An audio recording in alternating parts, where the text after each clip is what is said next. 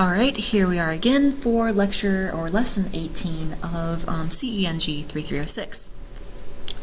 Okay, first of all, quick note of business. I did notice that there were actually some slight errors in this previous example from number 17, so do be careful with that.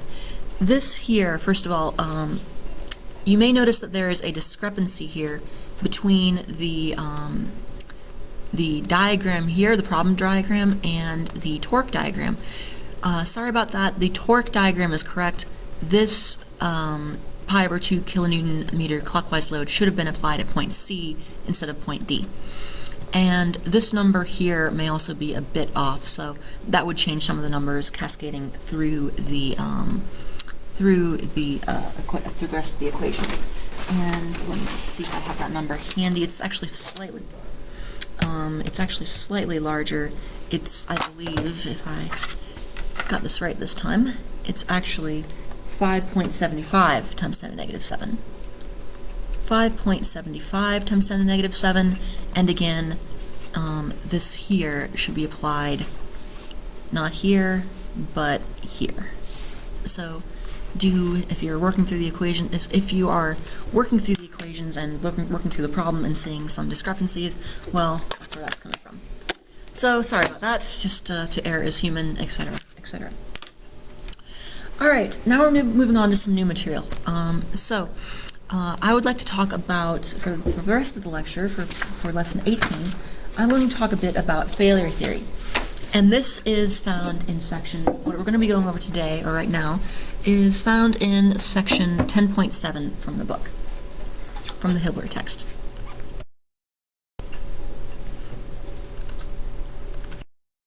From the Hilbert text.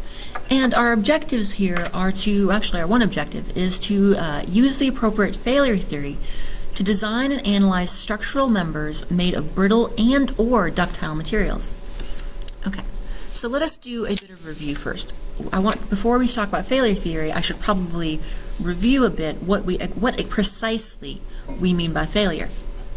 So again, you'll remember from earlier in the semester, if we said, if you ask the average person on the street, the average layman, when you say failure of a structure or failure of a machine, or let's say failure of a structure, if you go up to the average person on the street and say a structure has failed, they'll probably think that the thing collapsed, a building fell over, a bridge fell down, something like that.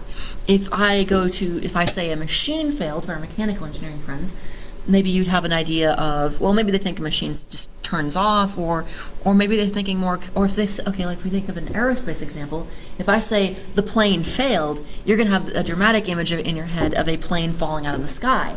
But that is simply the layman's definition. In terms of the actual engineering definition, a failure does not mean a machine or an object or a structure catastrophically collapses or fails or blows apart in some manner. It simply means that one of our design considerations is no longer working as intended. The object or the structure is no longer performing as intended.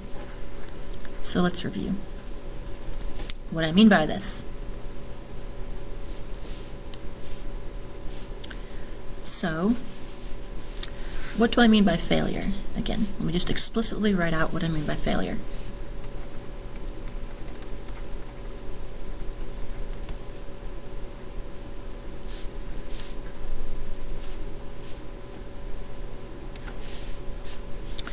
Conditions when the structure no longer performs as intended. Conditions when a structure, and for our friends in the mechanical engineering department, feel free to substitute the word structure with machine. Conditions when a structure no longer performs as intended. No longer performs as intended.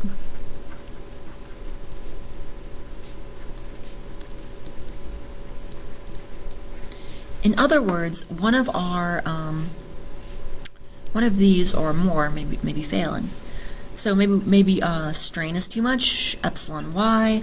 Maybe our stress is exceeding the yield stress. Now again, we have learned from the previous exam and from previous problems and previous material that something being over the yield stress does not mean it's failing. It simply means it could be in the plastic range, which you have learned for various reasons is not always a good thing. So taw yield, it could be, we could have, again, the reason you often do not want to exceed the yield stress is because when you are undergoing plastic deformations, you are undergoing irreversible deformations. You are doing effectively permanent damage to your structure. So, but in certain cases that can be fine, especially for rare events that you only expect to happen once or maybe just once in a building's or a structure's design life. But anyway, so maybe our shear stress is past a critical limit, maybe our deflection is past a critical limit, maybe our torsion is past a critical limit, or maybe even our angle of rotation is past a critical limit, etc. So this can be a limit stress, a limit state as well. So, for example, angle of twist can be a limit state. For example, if you're a building as a whole, a structure can twist to a certain degree. If you look at it from plan view, imagine a building under certain conditions, especially taller buildings or more flexible buildings. If you look at a building in plan view, you can actually sometimes see, like, if there's certain wind effects, the whole building may be twisting back and forth a certain angle. And the problem with that is if you exceed a critical angle of twist, well, then you start undergoing maybe walls start to crack, maybe pipes start to burst, maybe connections to the rigid connections that are not structural, but say like things like wires and plumbing and things like that start to break.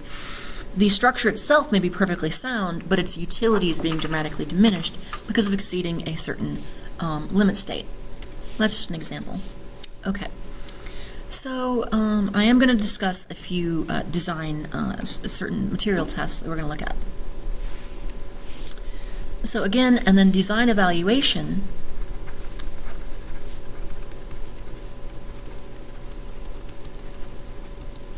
always comes down to actual is less than or equal to allowable. Actual is less than or equal to allowable. Actual is less than or equal to allowable. And then, but allowable, however, is equal to failure, whatever level of load is needed for failure, however you personally define failure. Well, personally is probably a very improper word, more like however your design documents, your design codes, your specifications, whatever you're using, define failure over factors of safety, over your factor of safety. Okay, so we're going to actually create a summary table from this later, but I'm going to show you, I want to go over two different tests. So the first one I want to show you is something you've seen before, is the uniaxial tension test. This is a common material property test performed in various laboratories. Uniaxial tension test, which we'll refer to here as the UTT. In this case, UTT means uniaxial tension test, not University of Texas at Tyler. Now, if you have the UTT, that would be a uniaxial tension test particular to the University of Tension. University of Tension. Oh my God, I'm getting caught in tongue twisters. That would be the uniaxial tension test particular to the University of Texas at Tyler. There you go. Well, let's not worry about such things. So yes, the UTT would be if you somehow developed a unique flavor of the uniaxial tension test that was performed or developed at the University of Texas at Tyler. But let's not worry about that. So again, as a review, you're going to have a CAL member, a centrically loaded axial member with a nice constant cross-section made of nice friendly materials that are homogeneous, what else? Isotropic, you know, all kinds. We're not making it out of, we're not using a really weird cross-section, we're not using really weird materials, we're not making this out of silly putty or paper or something really screwy like that. We're just using steel, maybe concrete in certain cases, maybe aluminum, or we could just be very boring and just stick to our pure metals or something like that. And by metals, I mean like solid metals. Please don't put mercury in, for you pedants out there. Mercury's a metal. Anyway, so we have a stress element A on this thing, a CAL member with only an axial load applied to either end. So we'll end up with a 2D stress point like this. So here is our external load on the UTT test. Here's our external load. Here is the 2D stress point.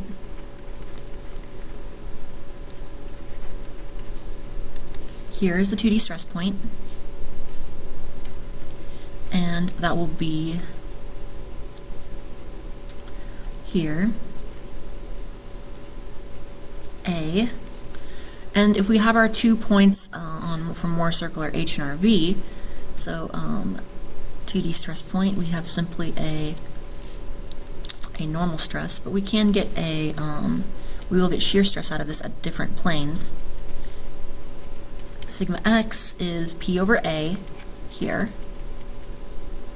P over A, and then let's see, our 2 points that we use from our circle to develop Mohr circle, our H would be 0, 0, and our V would be sigma x, 0. And then finally our Mohr circle for this thing. So we have our external load, our 2D stress point, and our Mohr circle.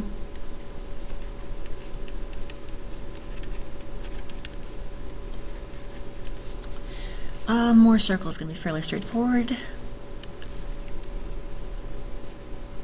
And I'm going to draw another perfect circle here, just like I always do.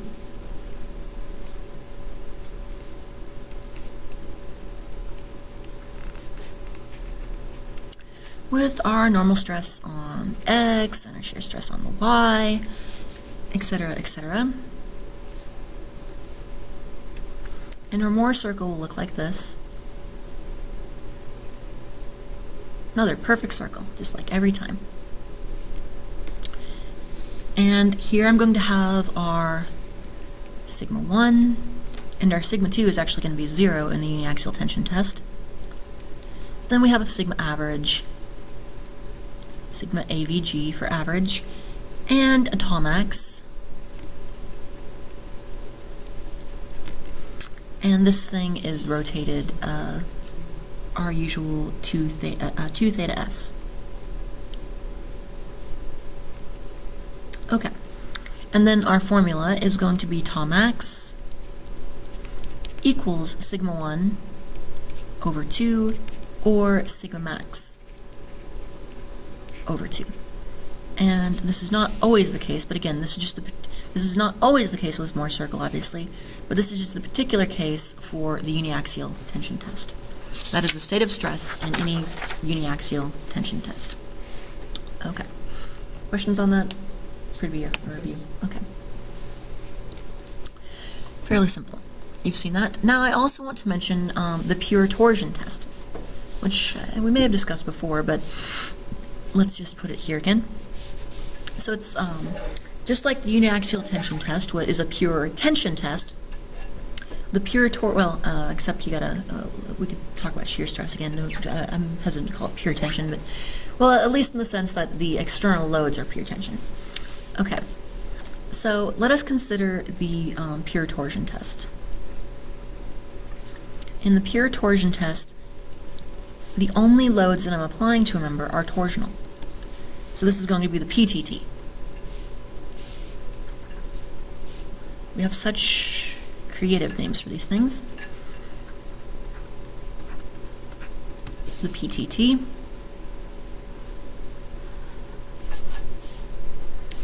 And then we're going to have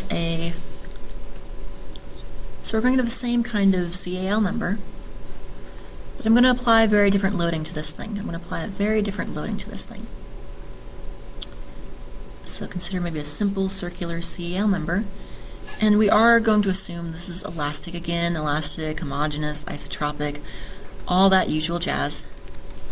So nothing really weird going on here.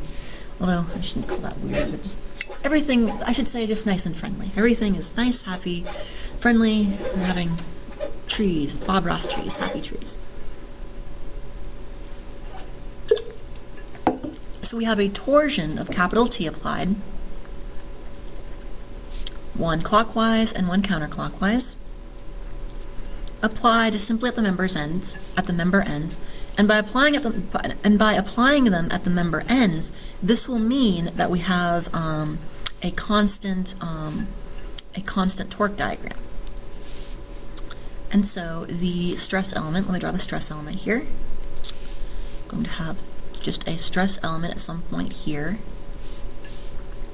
And I'm going to do the same kind of thing with the external loads. This is my external loads. External loads. I'm going to have my 2D stress point.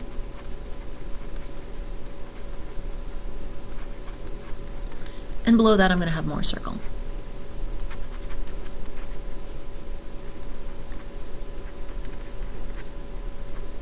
Although sometimes we draw it looks like more like Moore's ellipse or Moore's potato, but that's okay. It's a circle.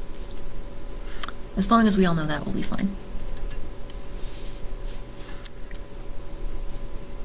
And so we have element A here, the 2D stress point, A.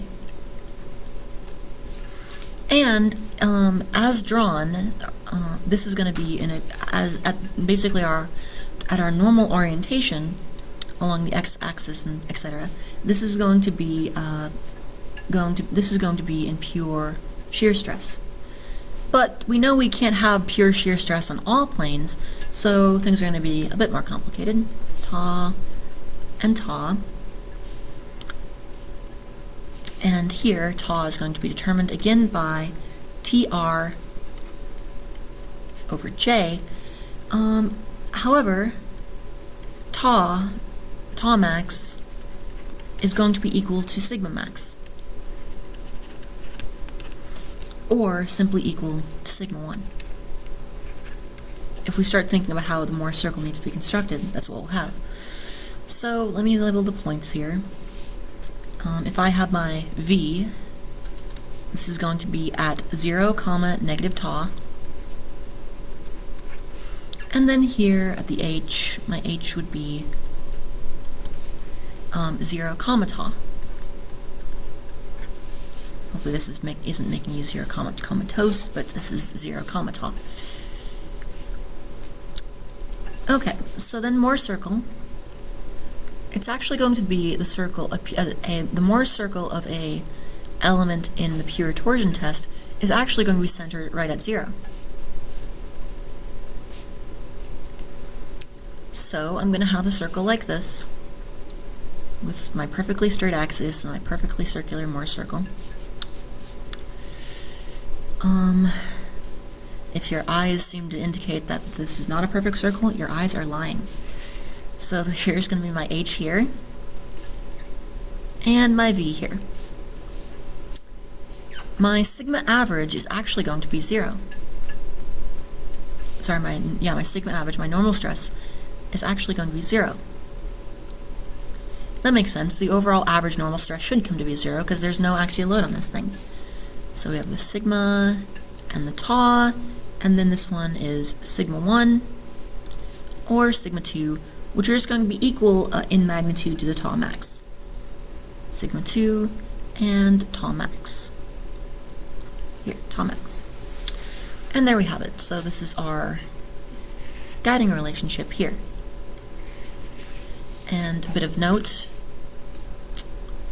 I want to note here, this here is 2 theta p, and this angle here is going to be 2 theta s from here to that there. 2 theta s. Now I'm going to summarize the results of these in a table, in a tabular form. Got that? Okay. I'm going to summarize all this in a tabular form. Summary.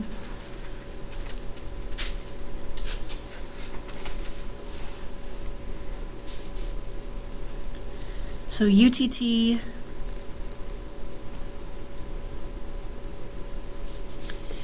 and PTT, so I have two tables I'm going to create a summary for. I'm going to put a few things on here. And let me just complete the table, why not, just for fun.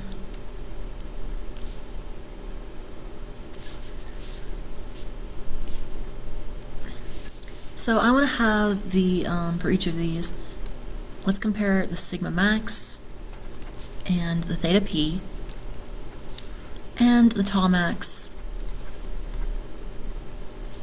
and the theta s. Well, for this one, it's going to be, let's see, 0 degrees.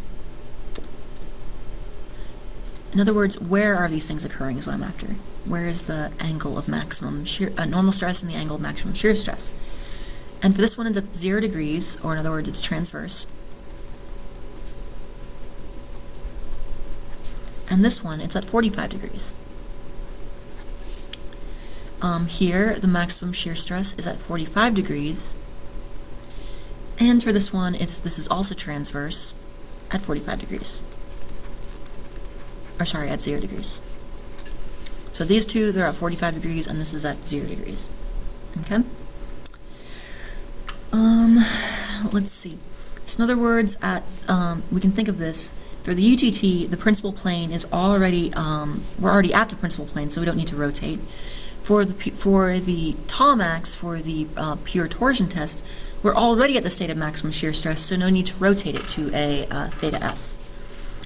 Then let me create another table relating, now these you may have not seen before, but this is experimental results that come out of brittle and ductile materials. Experimental results for brittle and ductile materials.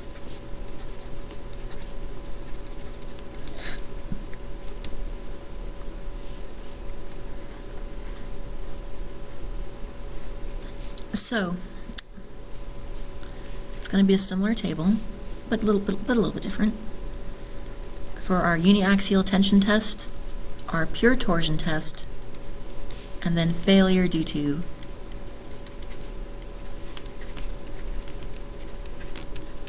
those are our columns. And we are going to compare ductile materials to brittle materials.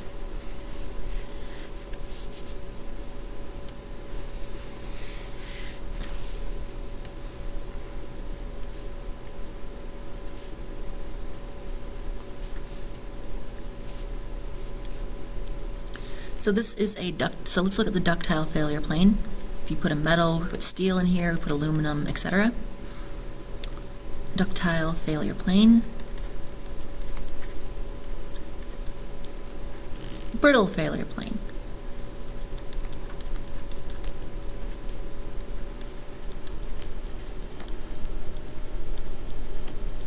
So the ductile would be using something like steel, aluminum, tungsten. I don't know why you would use tungsten, but I guess you could. Somebody might be using that. Or titanium. Brittle concrete, glass, ceramics, etc. Something that is brittle. Alright, and let's see how these fail. Well, they fail at different angles. This is the ductile failure plane is going for this is going to be at 45 degrees. And then in the pure torsion test, it's going to be transverse. And usually failure is due to tau max.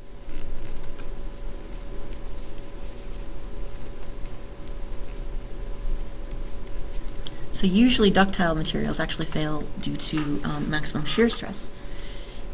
Meanwhile, brittle materials, this is transverse or 0 degrees. it is at the pure torsion brittle failure plane is at 45 degrees, so this is actually failing due to sigma max.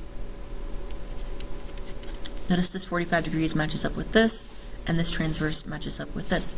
So, or this 45 degrees matches up with this here. Now, again, so the ductile materials, again, tend to fail due to shear stress, and brittle materials tend to fail due to a maximum normal stress. All right, so moving along, let's summarize with some failure theory. Move on. Ductile materials. So we do have quite a few notes to get to today, but we'll just keep working on it. So let's look at that. Ductile materials.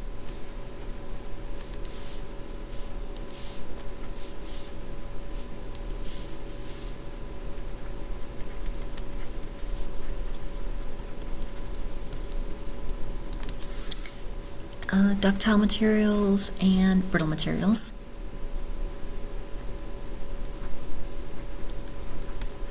Now, each of these have a couple failure theories we could use, but one tends to control.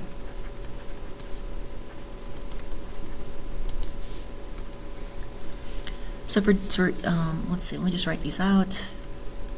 We could have max shear stress theory.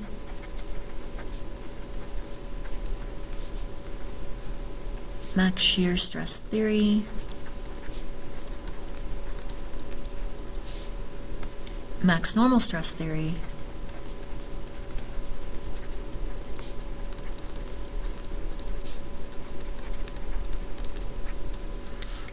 Here we could have max normal stress theory.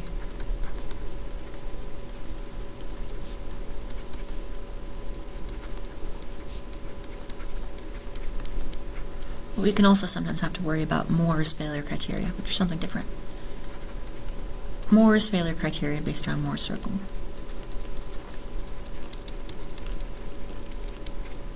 But generally, what is going to control here for the ductile materials, generally it's max shear stress theory that's going to control. And here, generally, it's the max normal stress, as we've seen. And I'm going to talk about how these things relate.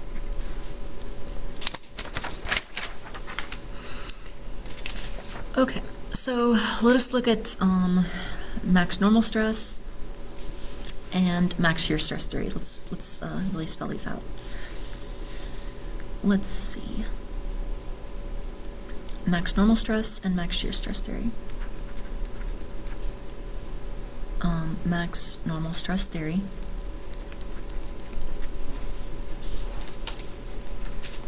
Actually, let me put this on a new slide. I think I want to do that.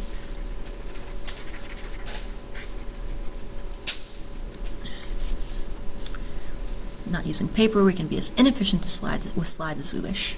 Okay. So max normal stress theory.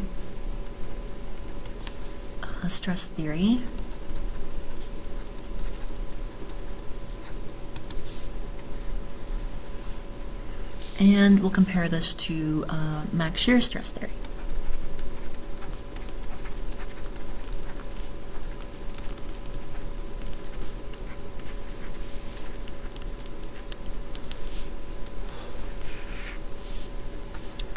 And let's see. So this is just generally for brittle materials.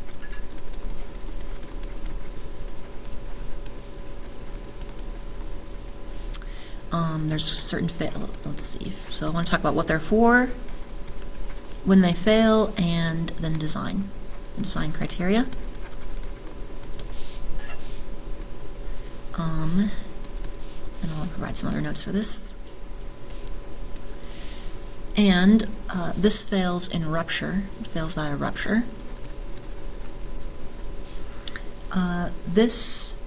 So in other words, it's just rupture. You can, in other words, it's a dramatic sort of explosive failure. Usually, it's not just a slow yielding failure. Sigma max. the max actual, your max actual, in other words, the largest actual load on there, has to be greater than sigma fail over your factor of safety. And then for design, that's when failure occurs, when your max actual is greater than your factor of safety. And for design, you must make sure that your sigma max actual is less than that, or less than or equal to that. Sigma max actual is less than or equal to sigma fail over the factor of safety. And then sigma max, however, is going to be sigma 1 from UTT, the uniaxial tension test, or Tom max. So we could our sigma max could be based on either of these, but it's usually the first that controls. BTT. This one here is going to control. The sigma 1 from the uniaxial tension test is going to control. Then, moving along to the case for max shear stress theory.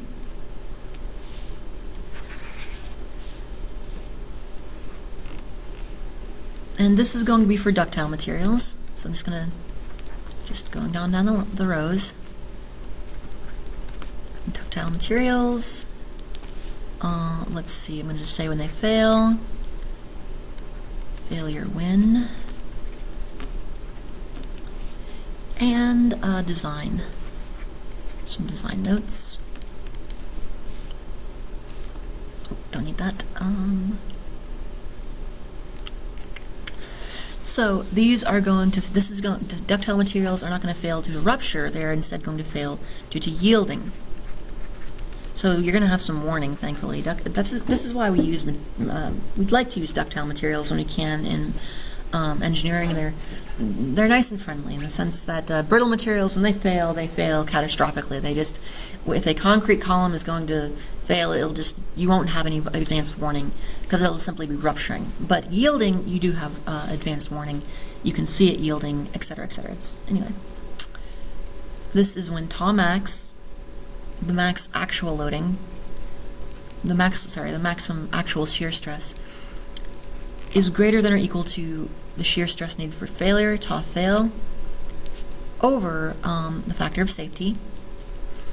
And design, this is where tau max is less than or equal to tau fail, so we just keep this less than or less than or equal to factor of safety. And so tau max equals sigma 1 over 2 from the uniaxial tension test, or tau max from PTT. Although this one is one that we tend to use the most.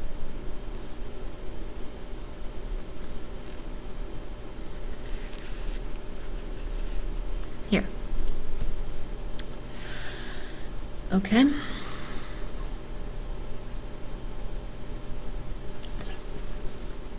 You got that? Okay. So, let's see. Now if we use max shear stress theory, we can see that normally, therefore,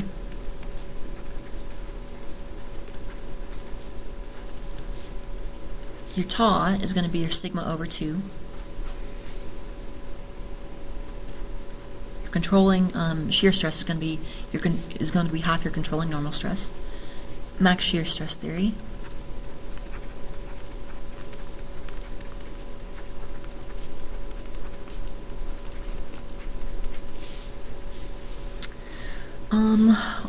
Or I could say sigma 1 over 2, 1/2, equals tau max actual is less than or equal to the yielding tau equals the yielding stress of the material over 2, the yielding normal stress of the material over 2.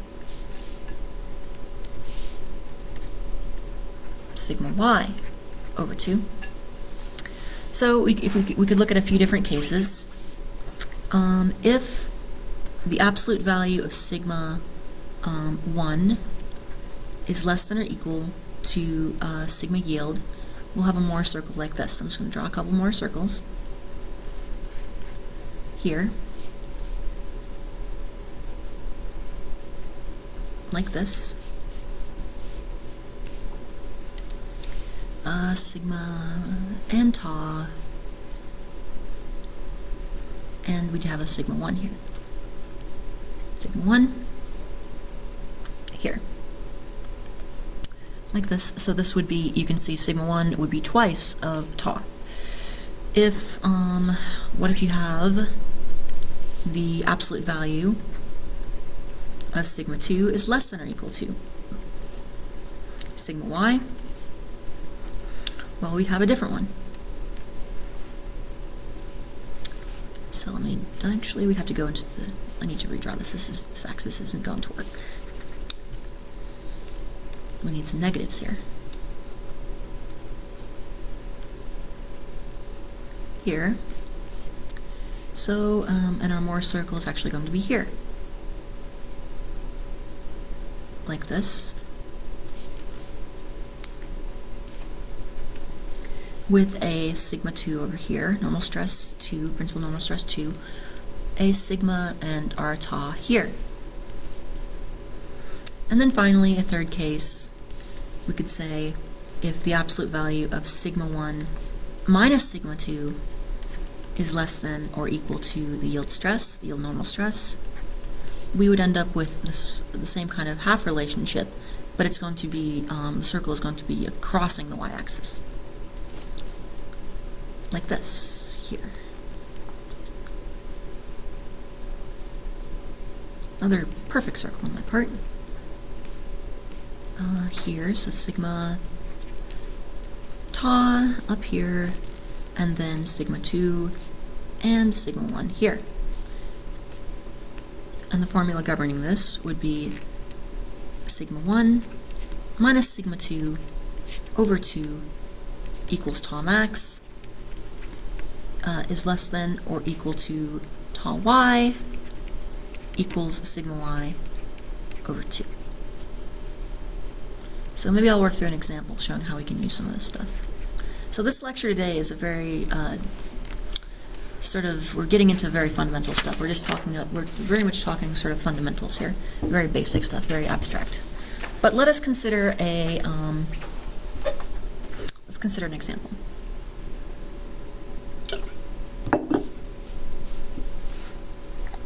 Let us consider an example. Example here. So I'm going to look at a ductile example, and this is going to be ductile brass.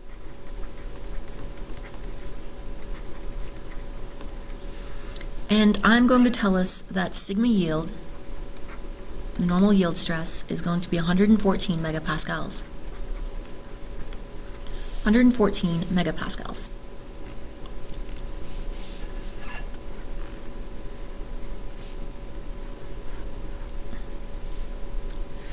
So I'm going to have this, let me draw this, I'm also giving you the, so I'm giving you the information here, that's brass with a yield stress of this, and I am also going to give you the state of stress at a point.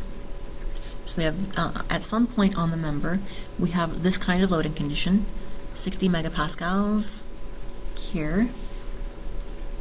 I'm going to have 20 megapascals here.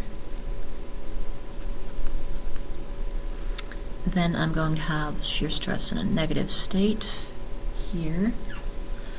Let's see, like this.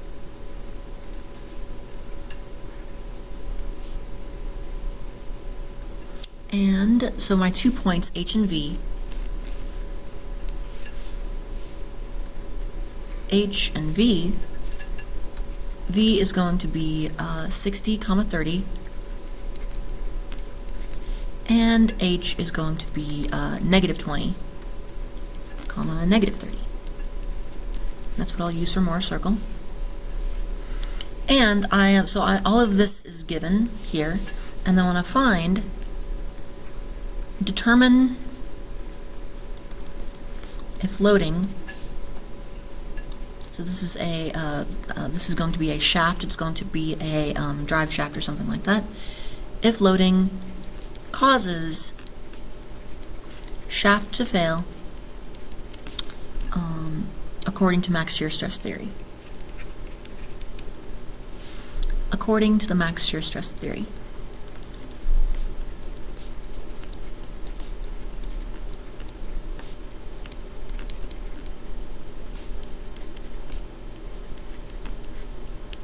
Okay. So the first step will be to plot more circle, which we know how to do by now, hopefully. And it's going to look something like this. Here, okay, so we'll go into the negative. And it's going to look, oh my gosh, that's bad even for me for more circle. So maybe something like potato circle here, like that. And this is going to be, so here's my V and my H.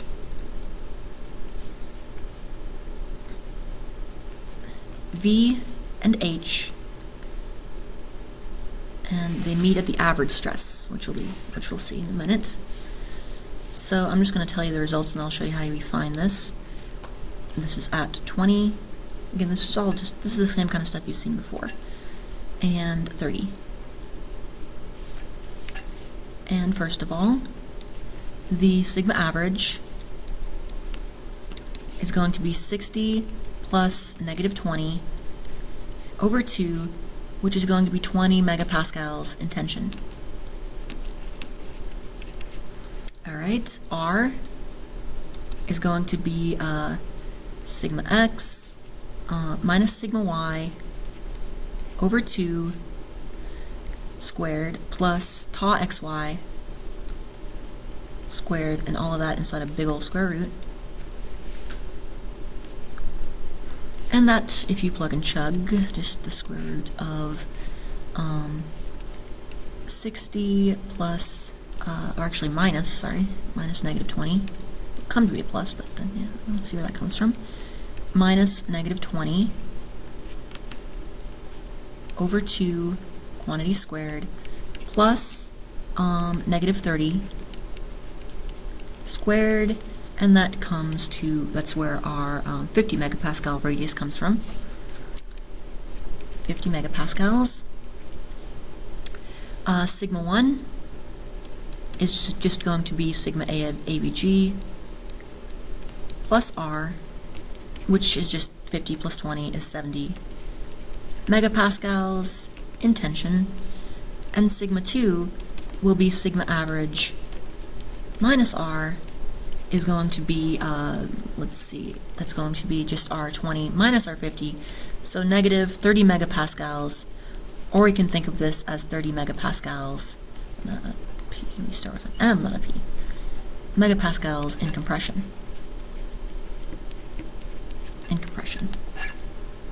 Okay? So we have our more circle, we have our maximum, we have our principal stresses, we know our max shear stresses, our max normal stresses. Now all there is to do is to check this according to maximum shear stress theory. So let's run through some checks and see whether this fails or not. Checks. So let's see, what can we do? Well, 50 megapascals, what is that? That is the tau max actual. That is the tau max actual. But this has to be less than or equal to tau allow, which is usually can be thought of as sigma y over 2, which is 114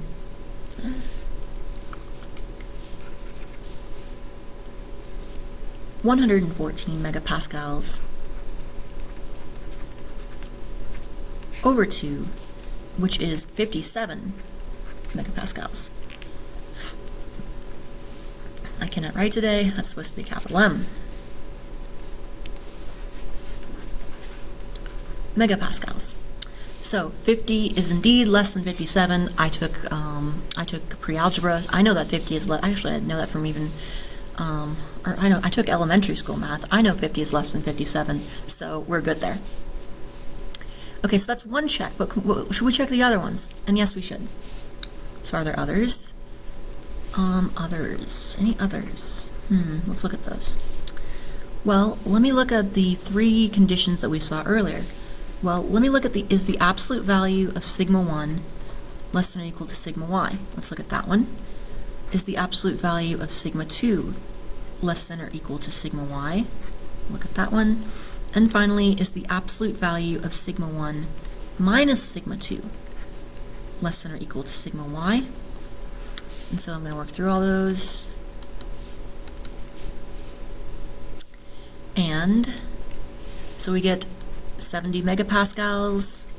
Again, we're ignoring our negatives. We're concerned with absolute values here. Okay, that is indeed less than 114 megapascals. So we're good there. The absolute value of negative 30 megapascals, let's see, is indeed less than 114 megapascals. So we're good there. And the absolute value of 70 minus negative 30 megapascals is indeed less than 114 megapascals, the yield stress. However, we're getting pretty close. This is 100, so that is the most critical.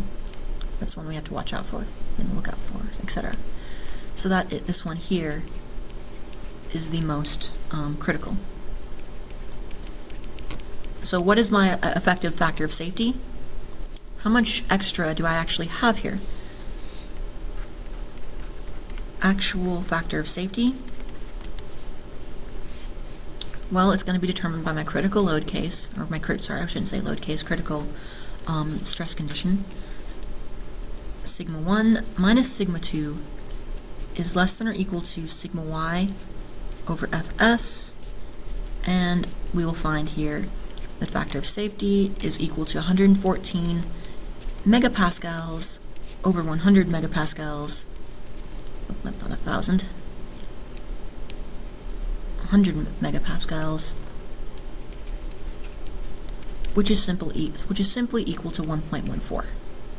So depending on your application, that may be just fine, or you may be saying, you know, this is a little bit too high for our confidence here, a little bit high for our taste, so you need to adjust the geometry of your shaft, make it larger, decrease the loading, whatever you wish to do. Alright, so that will do it for a introduction to failure theory, as you can find in section 10.7, and that'll do it for today. If you have any questions, feel free to email me, and that will do it. So that should be good. So that should be a good finishing up of torsion and a good introduction to failure theory. And we'll be back tomorrow with more fun in CENG 3306. And as always, thank you.